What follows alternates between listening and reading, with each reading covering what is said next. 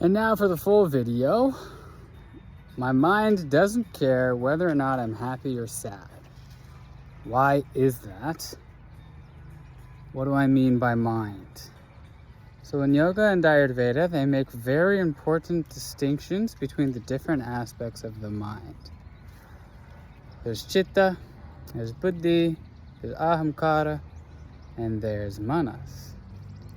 And so those first two are kind of like the spiritual, closer to the spiritual realm, right? So your chitta is like it's like the substratum of your mind. It's whatever soul you are connected to, that's chitta. Chitta is like what manifests from the soul. It's like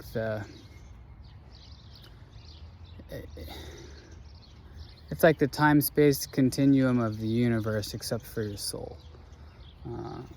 And buddhi is the governing intelligence, right? It's the inner voice. It's the you that knows. It's the wisdom. It's the cosmic intelligence within you that orders you. It's your conscious. It's all of those things. And I'll wait for this card to pass. Your ahamkara is your ego. And so that's the part of the mind that I'm referring to when I say my mind doesn't care whether or not I'm happy or sad. So my ego doesn't care whether or not I'm happy or sad, because my ego exists for a specific function. According to Vedic understanding, according to my understanding of Vedic understanding, ahamkara, the ego, exists to manifest physically and to broaden its capacity and dominion. And so those are the fundamental aims of my ego. It seeks control and dominion over a wider and wider area. That's its nature. That's how it's formed. It's not necessarily a good or a bad thing, because that same aim can produce good or bad results. However, it is helpful to realize that that is the aim of my ego. And so what I now think I understand is that my ego doesn't care whether or not I'm happy or sad, because my ego simply seeks dominion and control. So whatever is the most effective way to gain dominion and control, my ego will take that.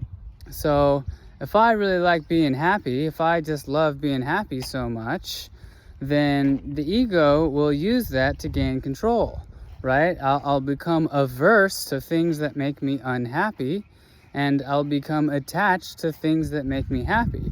And if that's the most effective way to maintain control and dominion over my psycho-spiritual atmosphere, then ahamkara will do that.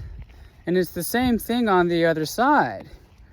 If it's sadness that you're attached to and happiness that you're averted to, then the ego will just use that instead. Okay, like, we'll keep you attached to things that make you sad and feel unworthy, and we'll keep the things that make you happy at bay. We'll keep them averse. And it doesn't care.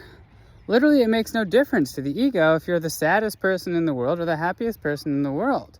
As long as it's able to maintain control and dominion and expand that power and dominion, then it's fulfilling its function. So there you go, ego. We caught you.